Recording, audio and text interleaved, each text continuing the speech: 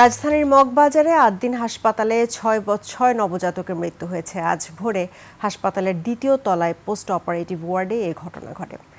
Gas লাইনে leakage বা অন্য কোনো যান্ত্রিক ত্রুটির কারণে এই ঘটনা ঘটে থাকতে পারে বলে ধারণা করছে পুলিশ। রমনা থানার পুলিশ বলছে তারা ঘটনাটি তদন্ত করে দেখছে। হাসপাতালের পোস্ট অপারেটিভ রুমে একসঙ্গে ৬ নবজাতকের মৃত্যুর পর সকালে ঘটনাস্থল পরিদর্শন করেন Dhaka metropolitan police commissioner Mosleuddin Ahmed. পরিদর্শন শেষে সাংবাদিকদের তিনি এ তথ্য জানান। ডিএমপি কমিশনার বলেন, ওই পোস্ট অপারেটিভ রুমে ৬ নবজাতক ও ১১ জন মা অবস্থান করছিলেন।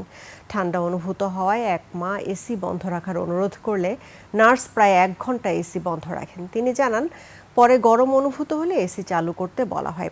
এর পরপরই ২ নবজাতক অসুস্থ হয়ে পড়ে। কিছু সময়ের মধ্যে আরও ৪ শিশুর শারীরিক অবস্থার অবনতি হয়। পরে চিকিৎসাধীন অবস্থায় ৬ নবজাতকেরই মৃত্যু হয়। ঘটনাস্থলে সিআইডির ক্রাইম সিন টিম কাজ করছে এবং বিভিন্ন আলামত সংগ্রহ করা হচ্ছে। তদন্ত শেষে বিস্তারিত তথ্য জানানো হবে বলে জানান ডিএমপি কমিশনার।